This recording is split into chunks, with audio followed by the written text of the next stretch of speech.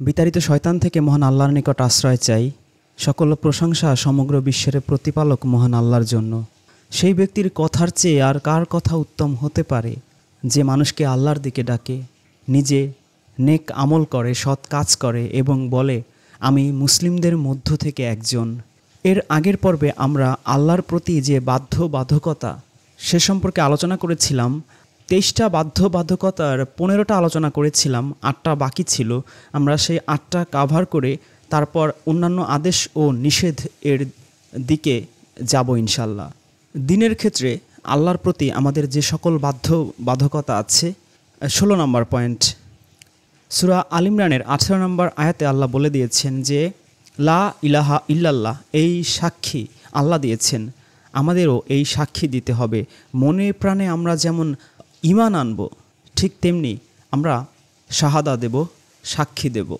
17 নম্বর 24 নম্বর সূরা নূরের 56 নম্বর আয়াত আল্লাহ বলছেন ওয়াকিমুস সলাতা ওয়াতুজ যাকাতা ওয়াতিউর রাসূলা লাআল্লাকুম তুরহামুন, যে তোমরা সালাত কায়েম করো। সালাত কি, কেন, কিভাবে, নবীর যুগে সালাত কেমন ছিল, সালাতের অন্যান্য বিষয়াবলী নিয়ে ধারাবাহিক সিরিজ ভিডিও চ্যানেলে আপলোড করা আছে। এবং 18 নম্বর যে অব্লিগেশন আমাদের, সেটা হচ্ছে ওয়াতুজ জাকাত। জাকাত নিয়েও চ্যানেলে ডিটেলসে ভিডিও আপলোড করা আছে। 19 নম্বর বাধ্যবাধকতা আমাদের জন্য, তা হচ্ছে 2 নম্বর সূরা বাকারার 185 নম্বর আয়াত অনুযায়ী রমজান মাসে সিয়াম সাধনা করা। 20 নম্বর পয়েন্ট, 2 নম্বর সূরা বাকারার 196 নম্বর আয়াত অনুযায়ী সামর্থ্য থাকলে হজ এবং উমরা সম্পাদন করা। 21 নম্বর বাধ্যবাধকতা 6 নম্বর সূরা আনফালের 118 নম্বর আয়াত অনুযায়ী খাওয়ার আগে আল্লাহর নাম উচ্চারণ করা। 22 নম্বর বাধ্যবাধকতা 4 নম্বর সূরা নিসার 82 আয়াত এবং 47 নম্বর সূরা মুহাম্মদের 24 নম্বর আয়াত অনুযায়ী আল্লাহর প্রেরিত বাণী পবিত্র কুরআন যখন আমরা পড়ব, এর অর্থের দিক দিয়ে, এর ভাবার্থের দিক দিয়ে, সব দিক থেকেই আমরা চিন্তা ভাবনা করব, গবেষণা করব, গভীরভাবে মনোনিবেশ করব। এটা হচ্ছে 22 নম্বর বাধ্যবাধকতা। 23 নম্বর এবং সর্বশেষ বাধ্যবাধকতা হলো 16 নম্বর সূরা নাহলের 98 নম্বর আয়াত অনুযায়ী যখন আমরা কুরআন পাঠ করব, তখন বিতাড়িত শয়তান থেকে আমরা আল্লাহর কাছে আশ্রয় চেয়ে নেব।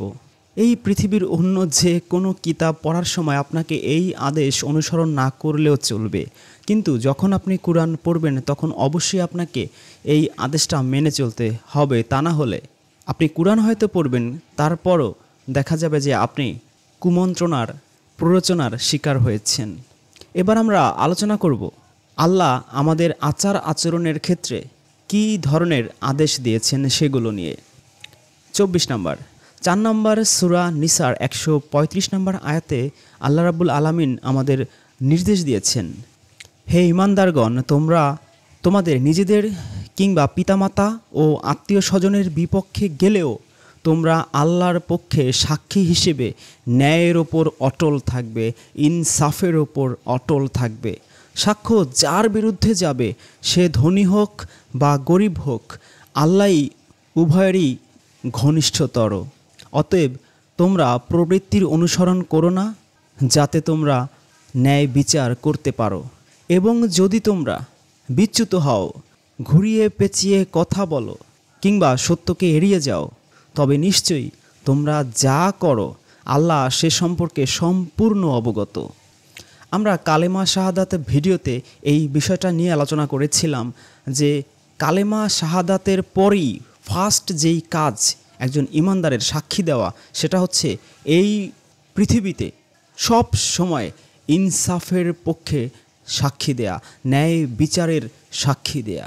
এটা এতটা গুরুত্বপূর্ণ। 5 নম্বর সূরা মায়েদার 8 নম্বর আয়াতে আল্লাহ বলছেন, হে ঈমানদারগণ, আল্লাহর জন্য ন্যায়ের সাক্ষী রূপে তোমরা অবিচল থেকো। কোনো সম্প্রদায়ের শত্রুতা যেন ন্যায় বিচার না করতে তোমাদের প্ররোচিত না করে। তোমরা ন্যায় বিচার করবে, ইনসাফ করবে, এটা তাকওয়ার অধিকতর নিকটবর্তী। আর আল্লাহকে ভয় করো। তোমরা যা কিছু করো আল্লাহ নিশ্চয়ই তা সম্পর্কে সম্পূর্ণ ওয়াকিবহাল। 25 নম্বর 17 নম্বর সূরা বানী ইসরাইলের 23 নম্বর আয়াতে আল্লাহ বলে দিয়েছেন, তোমরা পিতা মাতার সাথে সৎ ব্যবহার করবে। যদি তাদের একজন অথবা উভয়জন তোমাদের কাছে বার্ধক্যে উপনীত হয় তাহলে তাদেরকে বিরক্তি বা অবজ্ঞাসূচক কথা বলো না এবং তাদের সাথে ধমকের সুরে কথা বলো না, বরং তাদের সাথে নম্রভাবে সম্মানজনকভাবে কথা বলো। এরপর 26 নম্বরে 2 নম্বর সূরা বাকারার 180 নম্বর আয়াতে আল্লাহ বলেছেন, তোমাদের উপর ফরজ করা হয়েছে যে যখন তোমাদের কারো মৃত্যু উপস্থিত হবে, যদি সে কোনো সম্পদ রেখে যায় তবে পিতামাতা ও নিকটাত্মীয়দের জন্য ন্যায়ভিত্তিক ওসিয়ত করবে। এটা মুত্তাকিদের দায়িত্ব। আমরা অনেকেই উত্তরাধিকারের বন্টনের যে আয়াত আছে সে কারণে এই মৃত্যুর আগে ওসিয়তটা করে যাই না। এটা অত্যন্ত ভুল একটা কাজ। যদি আপনি মুত্তাকি হিসেবে নিজেকে দাবি করেন, মুত্তাকি ভিডিওতে এই বিষয়ে ডিটেলস আলোচনা করা হয়েছে যে কি কি কোয়ালিটি থাকতে হবে, আপনাকে অবশ্যই মৃত্যুর উপস্থিত হলে এই ওসিয়তটা আপনি করে যাবেন। এবং ওসিয়ত করার ক্ষেত্রে যেই বন্টন ব্যবস্থা আল্লাহ করে দিয়েছেন সেটাকেও আমরা গুলিয়ে ফেলি। যদি ওসিয়ত আপনি করতে না পারেন, হঠাৎ আচানক আপনার মৃত্যু হয়ে যায় তাহলে ভিন্ন কথা। যদি আচানক মৃত্যু আপনার না হয়, স্বাভাবিক মৃত্যু হয়, পানিতে পড়ে গেলেন, লঞ্চ ডুবি হলো, নৌকা ডুবি হলো, গাড়ি অ্যাক্সিডেন্ট করলো, এরকম বাদে যদি স্বাভাবিক মৃত্যু হয়, আপনি অবশ্যই আপনার ইচ্ছে মতো ওসিয়ত করতে পারেন। সেটা কীরকম? আপনার 4টা সন্তান আছে, একটা সন্তান আপনাকে অনেক আদর যত্ন সম্মান সব কিছু করে, অবশ্যই আপনি তাকে একটু বাড়িয়ে দেবেন। আরেকজন আপনার কোনো খোঁজ খবর কিছুই নেয় না, তেমন ভালো বিহেভও করে না, তাকে আপনার ইচ্ছে মতো আপনি তাকে কম দিতেই পারেন। আবার আরেক সন্তান দেখা গেল সে খুব ধনী, তার কোনো অভাব নেই, আরেক সন্তান মোটামুটি নিঃস্ব বা কম্পারেটিভলি গরিব। তো আপনি যে নিঃস্ব, যদি আপনার দৃষ্টিতে দুজন প্রায় একই রকম হয়ে থাকে, আপনি যে নিঃস্ব তাকে একটু বেশি বাড়িয়েই দিতে পারেন। এই বিষয়টা না বোঝার কারণে অনেক পরিবারে সন্তানরা তাদের বাপের সম্পত্তিকে একরকম নিজের সম্পত্তি মনে করে, যে আমার বাবার 10 একর আছে, আমরা 2 ভাই 5 একর তো আমি পাবই। আল্লাহ মোটেই এই ওসিয়ত যে করার বিধান দিয়েছেন এইখানে সেই বিলি বন্টন কিন্তু দেননি। আপনি আপনার ইচ্ছে মতো যেই সন্তান যেরকম প্রাপ্য, তাদের কাজকর্ম আমল আখলাক সব কিছু মিলিয়ে আচার ব্যবহার আপনি আপনার ইচ্ছে মতো কম বা বেশি দিতেই পারেন। তবে যেটা করা যাবে না সেটা হচ্ছে কারোর উপর বেইনসাফি করা যাবে না। দুটো সন্তান প্রায় একই রকম আচার আচরণে ব্যবহারে আপনার প্রতি আদর যত্নে, তারপরও একজনকে বেইনসাফিভাবে বেশি দিলেন আরেকজনকে কম দিলেন, সেটা করা যাবে না। তবে you can do anything according to their activities their behaviour. এরকমটা যদি আসলেই চালু হতো তাহলে সন্তানরা বাবা মাকে আরও বেশি সম্মান করত, আরও বেশি ভালোবাসত। বিশেষ করে যেই বাবা বা মায়ের মোটামুটি ভালো মাপের সহায় সম্পদ আছে। এই আয়াতটা লঙ্ঘন করার কারণেই অনেক পরিবারে বাবা মা তাদের প্রাপ্য সম্মানটুকু পায় না, এবং সন্তানরাও মনে করে আমি এত বেশি করে কী লাভ, আমি তো পাবো সেই আমার বড় ভাই যা পাবে আমিও তাই পাবো, ছোট ভাই যা পাবে আমিও তাই পাবো, আমার তাহলে বেশি করে লাভ কী? এ কারণে সন্তানরাও অনেক সময় উৎসাহ পায় না, ইন্টারেস্ট পায় না একটু বেশি করার, আরও বেশি সেবা যত্ন করার।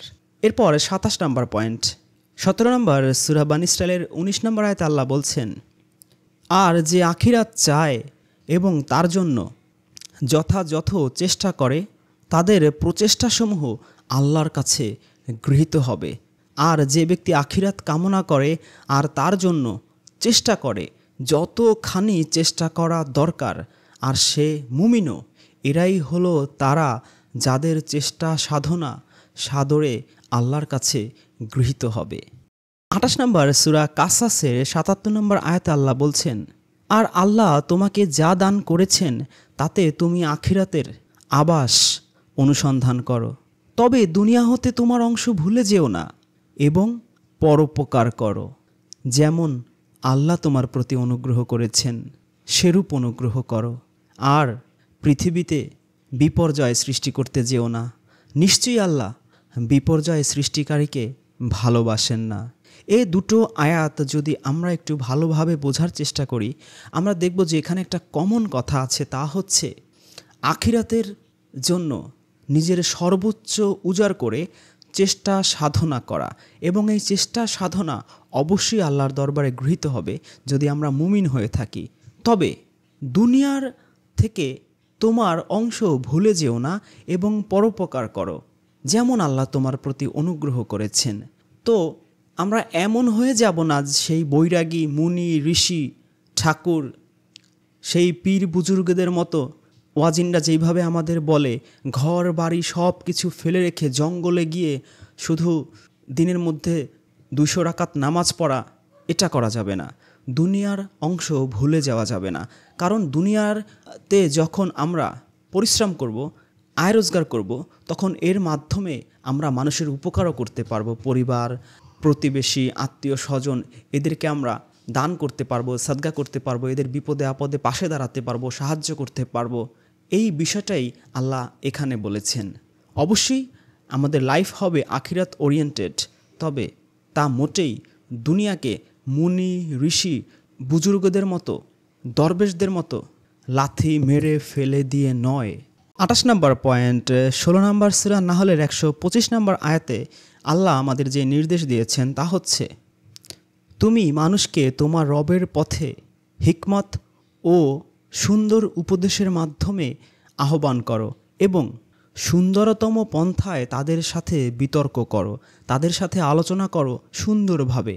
তোমার রব ভালো করেই জানেন কে তার পথ ছেড়ে বিপথগামী এবং কে সৎ পথে আছে। তো এই আয়াতের মূল বক্তব্য হচ্ছে, এটাও আল্লাহর একটা নির্দেশ যে আমরা যেন মানুষকে আল্লাহর দিকে ডাকি, তবে আমাদের 3টা শর্ত পূরণ করতে হবে।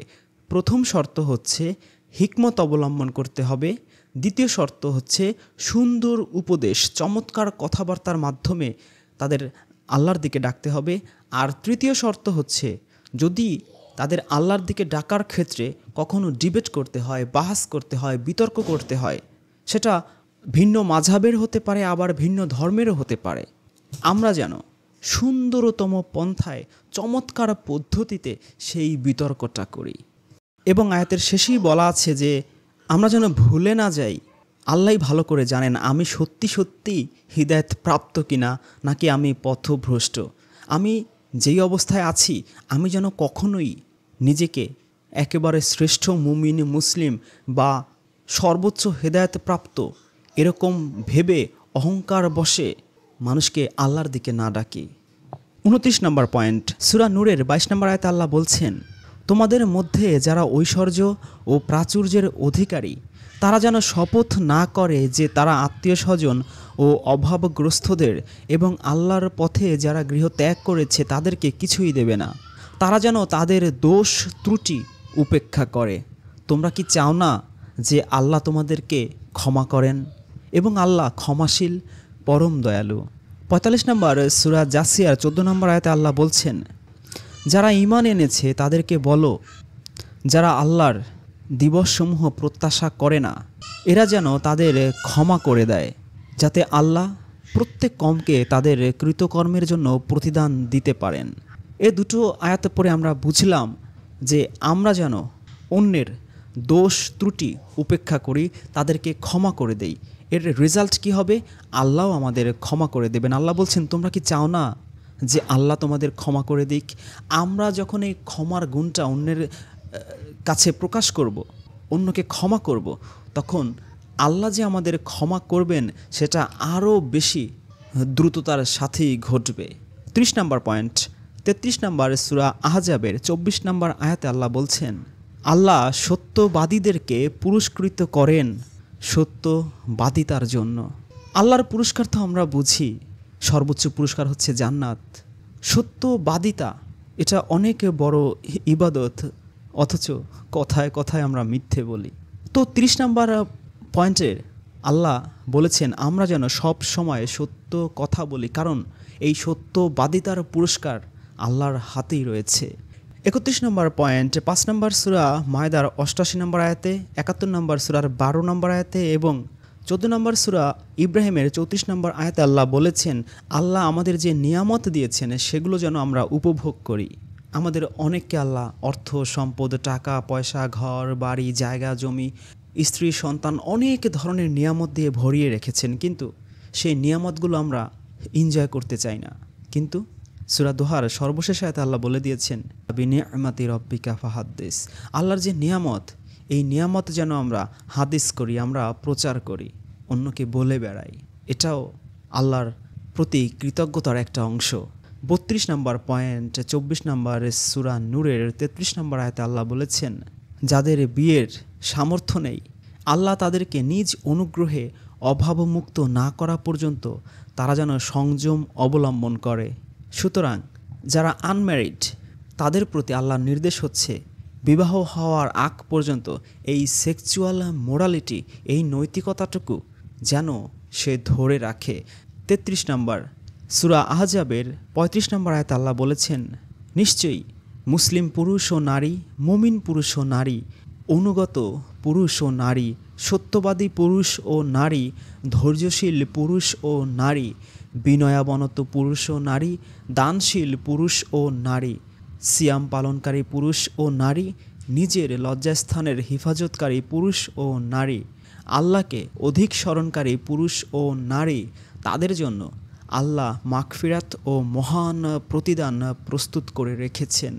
এই আয়াতটা পড়ে আমরা বুঝলাম যে আল্লাহর কাছে নারী পুরুষ কোনো ভেদাভেদ নেই। আপনি যেই হন না কেন, এই কাজগুলো যদি আপনি করেন, আপনার প্রতিদান, আপনার পুরস্কার আল্লাহ কনফার্মেশন দিয়ে দিচ্ছেন আপনার মৃত্যুর আগেই। এই যে আল্লাহর দৃষ্টিতে নারী পুরুষের এই সমতাটুকু, এইটা যেন আমরা উপলব্ধি করতে পারি। 2 নম্বর সূরা বাকারা 271 নম্বর আয়াতে আল্লাহ বলেছেন, যদি তোমরা প্রকাশ্যভাবে দান করো তাহলে তা উৎকৃষ্ট, এবং যদি তোমরা তা গোপনে করো ও দরিদ্রদেরকে প্রদান করো তাহলে ওটাও তোমাদের জন্য উত্তম, এবং এর দ্বারা তোমাদের কিছু পাপ বিদূরিত হবে। বস্তুত তোমাদের কার্যকলাপ সম্বন্ধে আল্লাহ বিশেষ রূপে খবর রাখেন। যদি তোমরা প্রকাশ্যে দান করো তবে তাও উত্তম, আর যদি তোমরা তা গোপনে করো এবং তা অভাবগ্রস্তদেরকে দান করো তবে তা তোমাদের জন্য আরও উত্তম। অধিকন্তু তিনি তোমাদেরকে কিছু গুনাহ মোচন করে দেবেন।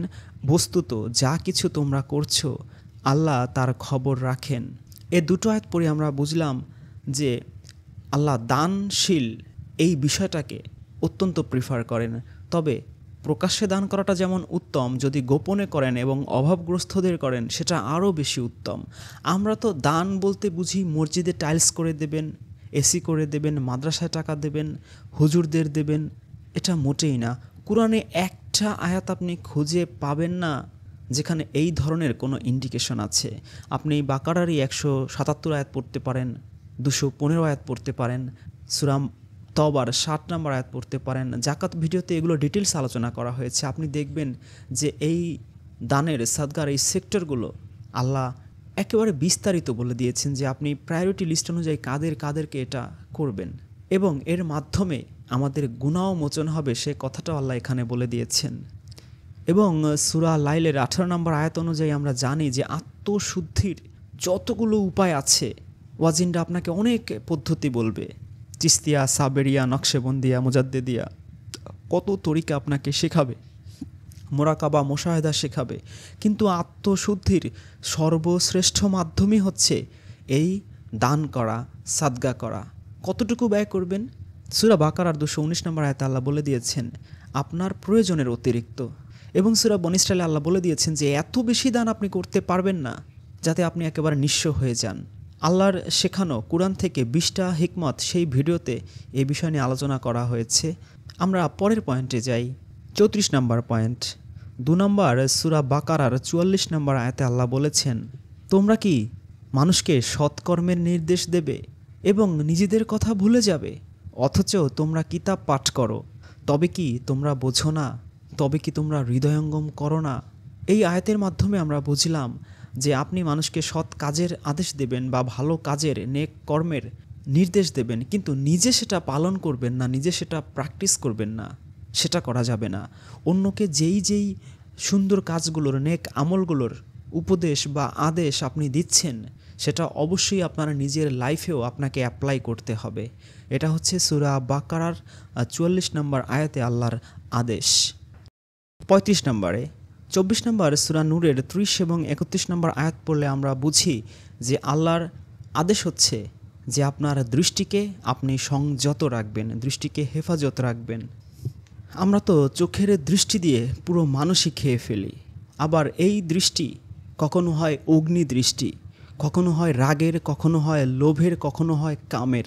কিন্তু সব সময় আপনার দৃষ্টি আপনি সংযত রাখবেন। এটাই হচ্ছে 24 নম্বর সূরা নূরের 30 থেকে 31 নম্বর আয়াত অনুযায়ী আল্লাহর নির্দেশ।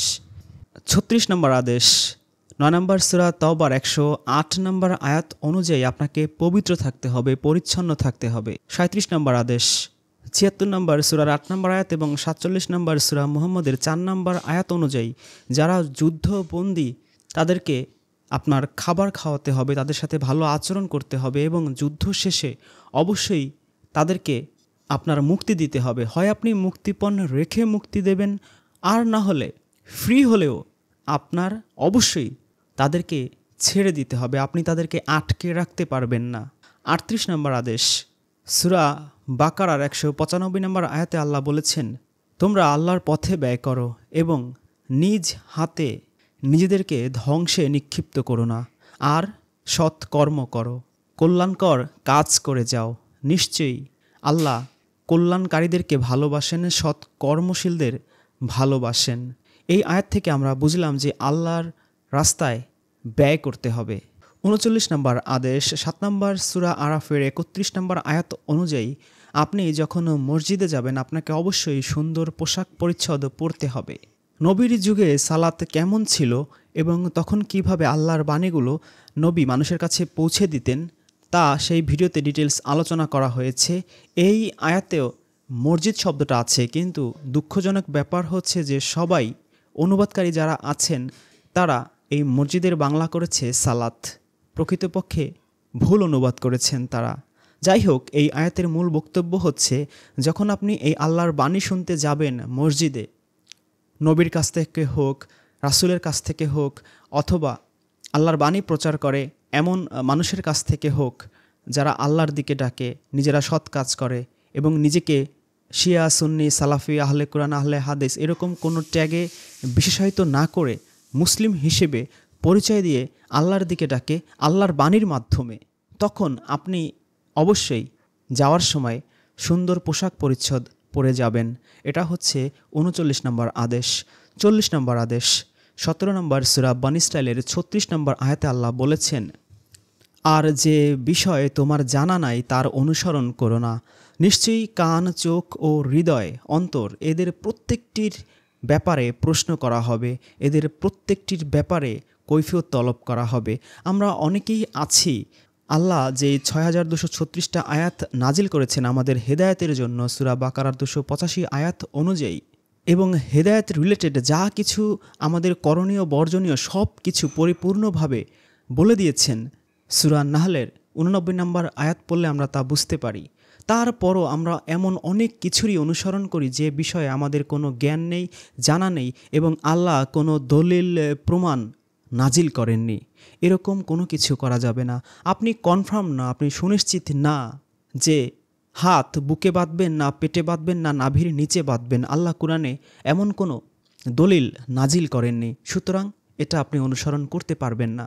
একজন এসে বলল অমুক দোয়া পড়লে 80 বছরের গুনাহ মাফ হয়ে যায়, বা 500 বছরের গুনাহ মাফ হয়ে যায়, বা 200 বছর ইবাদত করলে যেই সওয়াব হয় এই দোয়াটা পড়লে সেই সওয়াব হবে, অথচ আপনি কুরআনে দেখলেন যে এর পক্ষে কোনো দলিল নেই, সুতরাং আপনি তা অনুসরণ করতে পারবেন না। আমরা এমন ধর্মের নামে অনেক কাজই করি যার পক্ষে আল্লাহ কোনো দলিল প্রমাণ নাজিল করেননি, সেটা করা সম্পূর্ণরূপে নিষিদ্ধ। যদি আপনি করেন, আপনার চোখ, কান এবং অন্তর এই প্রত্যেকটার বিষয়ে হাসরের মাঠে আপনাকে কৈফিয়ত তলব করা হবে, আপনাকে জিজ্ঞেস করা হবে যে তুমি কিসের ভিত্তিতে 80 বছর গুনাহ মাফের এই দোয়া পড়েছ, তুমি কিসের ভিত্তিতে এই কাজ করেছ যে এতে সোয়াব হবে অথবা এতে গুনাহ মাফ হয়ে যাবে আছে? কোরআনে কোনো ডকুমেন্টস কি আমি তোমাকে পাঠিয়েছি, কোনো প্রমাণপত্র পাঠিয়েছি? এটা করাই যাবে না, চরমভাবে নিষিদ্ধ। 41 নম্বর আদেশ, তা হচ্ছে 90 নম্বর সূরা বালাদের 13 নম্বর আয়াত অনুযায়ী দাস মুক্ত করতে হবে।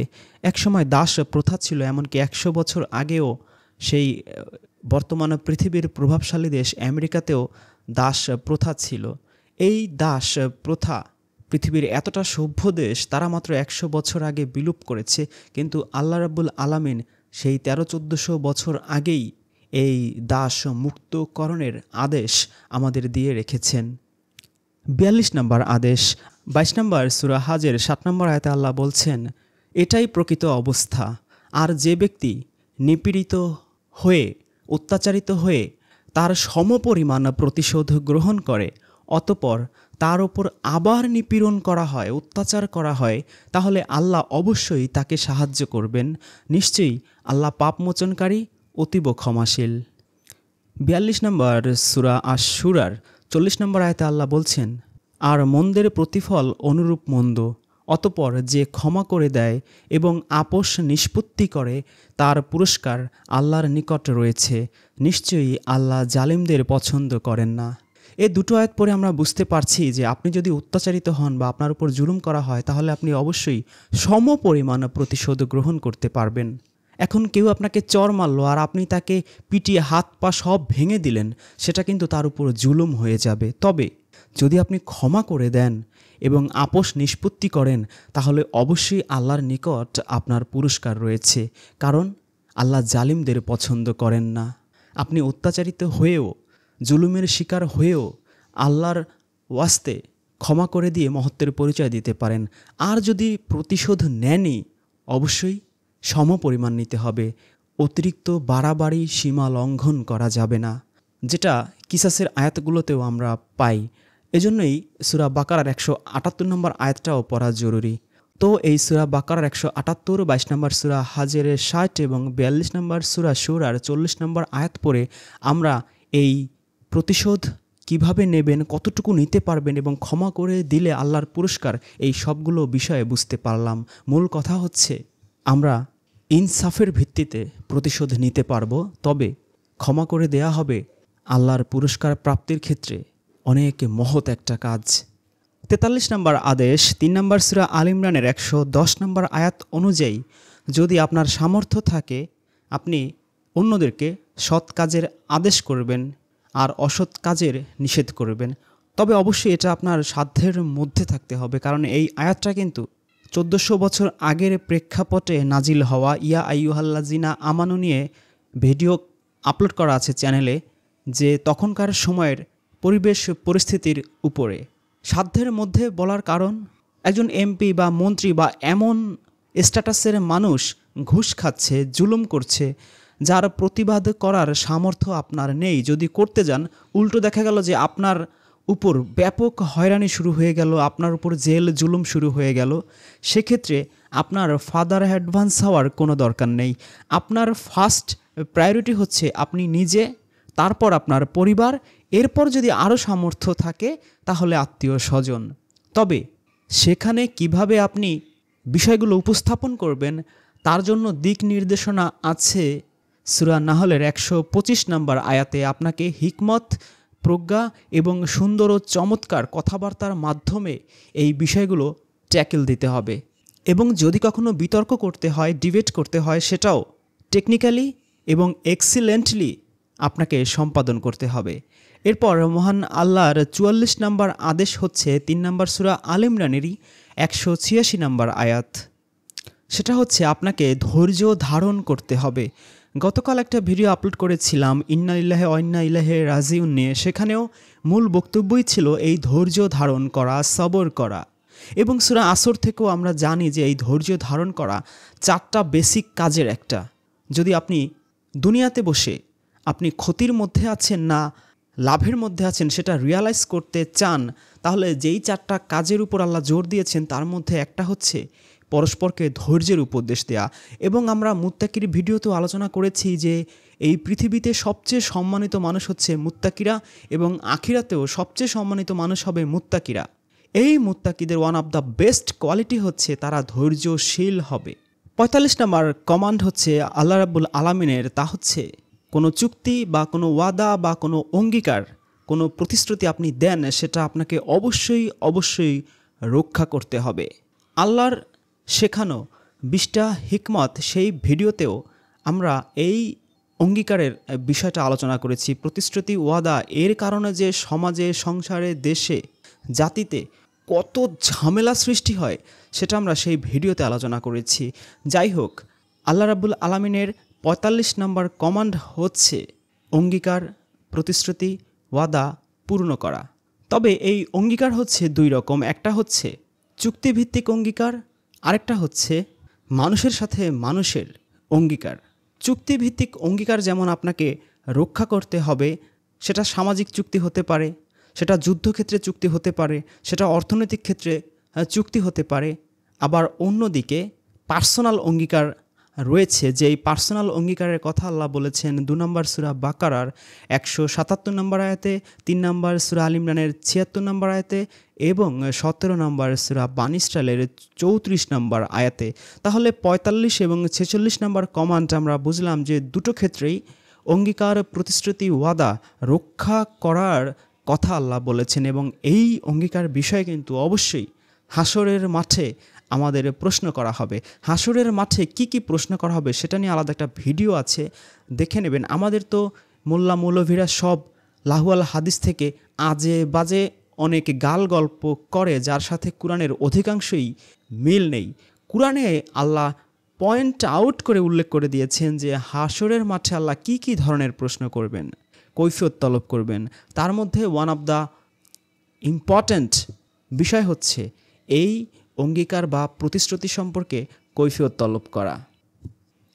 আল্লাহ রাব্বুল আলামিনের ৪৭ নম্বর কমান্ড হচ্ছে ৪৬ নম্বর সূরা আহকাফের ১৩ নম্বর আয়াত অনুযায়ী আল্লাহ যে আমাদের রব, এই বিষয়টার উপরে সুদৃঢ় থাকা, অবিচল থাকা। আল্লাহ রাব্বুল আলামিন যে আমাদের লালন পালন করেন, সকল রিজিকের ব্যবস্থা করেন, এই বিষয়টা অন্তরের অন্তঃস্থলে গেঁথে নেয়া। আমরা অনেকেই তো ভাবি যে হ্যাঁ, আল্লাহ তো খাওয়ায়, তারপরে তো উসিলা লাগে, চাকরি আমার উসিলা, ব্যবসা বাণিজ্য আমার উসিলা, জায়গা জমি আমার উসিলা। না, এইভাবে শিরক করা যাবে না। সূরা আহকাফে কিন্তু ২ বাগানের গল্পের মাধ্যমে আল্লাহ কিন্তু সেই বিষয়টা চমৎকার উদাহরণ দিয়ে আমাদের বুঝিয়ে দিয়েছেন। মনে প্রাণে ধ্যানে জ্ঞানে সব সময় আল্লাহ রাব্বুল আলামিন যে রব, এই বিষয়টা পুরোপুরি ফিট করে নিতে হবে এবং তার উপরে অবিচল থাকতে হবে, সুদৃঢ় থাকতে হবে।